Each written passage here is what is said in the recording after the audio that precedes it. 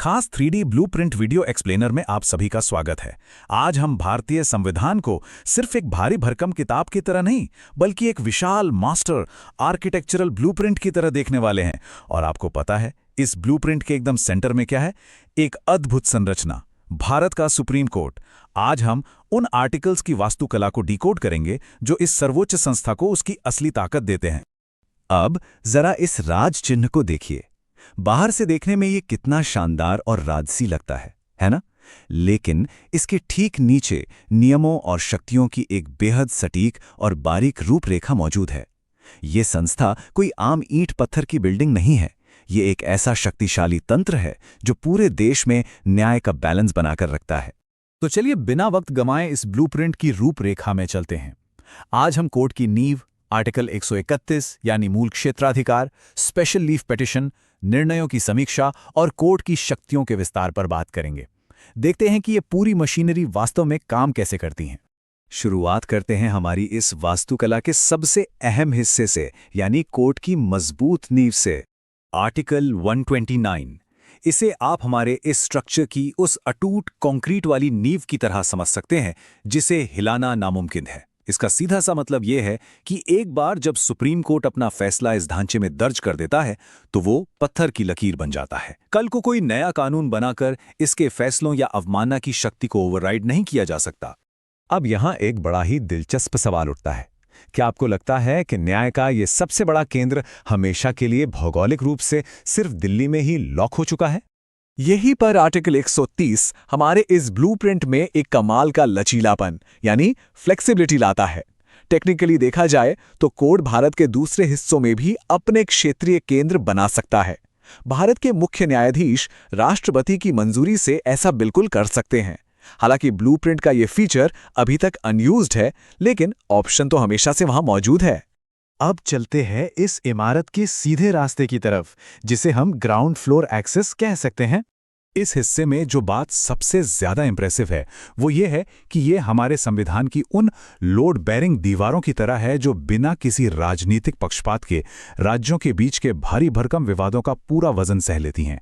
चाहे वो कावेरी नदी का विवाद हो या फिर केरल का सीए वाला मामला, ये सिस्टम हमारे संघीय ढांचे को बैलेंस रखने का काम करता है। और सबसे खास बात, जब इस लेवल के बड़े संवैधानिक टकराव होते हैं ना, तो आपको सीढ़ियां चढ़ने की कोई जरूरत नहीं है। इस ब्लूप्रिंट में सीधे टॉप फ्लोर तक जाने वाले एक एक्सप्रेस एलिवेटर की व्यवस्था है। मतलब बीच की अदालतें बाईपास और सीधा सुप्रीम कोर्ट में एंट्री। चलिए अब बात करते हैं हमारे लीगल स्ट्रक्चर की सबसे ज्यादा इस्तेमाल होने वाली और कभी-कभी सबसे ज्यादा लोड उठाने वाली पाइपलाइन की, स्पेशल लीव पिटीशन। यहां एक बात एकदम क्लियर कर दूं, आर्टिकल 136 कोई आपका ऑटोमेटिक अधिकार नहीं है, बल्कि इसे आप एक स्पेशल ओवरराइड स्विच की तरह देख सकते हैं जिसे न्याय की हत्या रोकने के लिए डिजाइन किया गया है।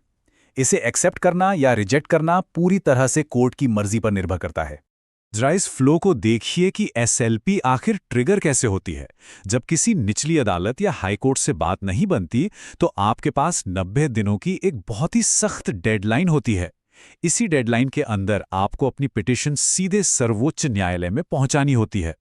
और ये चीज़ बहुत ही बेहतरीन तरीके से दिखाती है कि हमारे न्याय सिस्टम में नॉर्मल प्रोसीजर और एक इमरजेंसी ओवरराइड प्रोटोकॉल के बीच आखिर क्या फ़र्क है। बस मिलिट्री कोर्ट्स को छोड़ दीजिए, बाकी ये तंत्र लगभग हर फैसले पर लागू हो सकता है।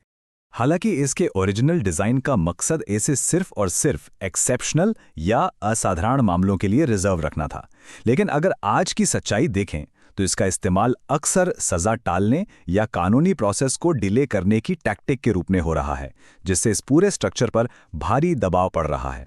खैर, अब देखते हैं कि न्याय की ये शानदार इमारत अपने खुद की कमियों को कैसे रिपेयर करती है।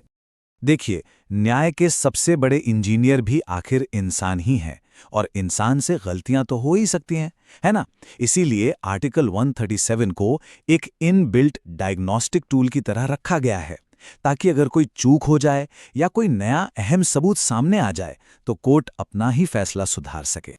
अब ये बड़ी दिलचस्प बात है, ये क्यूरेटिव पिटीशन का मैकेनिज्म हमारे ओरिजिनल ब्लूप्रिंट में था ही नहीं। रूपा अशोक हुर्रा केस के बाद इसे खुद कोर्ट ने एक अल्टीमेट सेफ्टी नेट के तौर पर इंजीनियर किया, ताकि सिस्टम में कभी भी कोई घोर अन्याय ना हो सके। अब हम अपने इस वास्तुकला के टूर के आखिरी हिस्से में आ गए हैं, जहां हम देखेंगे कि पूरी इमारत को फिर से लिखे बिना इस ब्लूप्रिंट को एक्सपैंड कैसे किया जाता है। यहाँ समझने वाला क्रूशियल पॉइंट ये है कि हमारी संसद यानी पार्लियामेंट एक कॉन्ट्रैक्टर की तरह काम करती है। वो सुप्रीम कोर्ट के लिए नई पाइपलाइनें बिछा सकती है ताकि न्याय सिर्फ मौलिक अधिकारों तक ही सीमित ना रहे, बल्कि और भी कानूनी उद्देश्यों को पूरा कर सके। अब जरा आर्टिकल 139A को देखिए।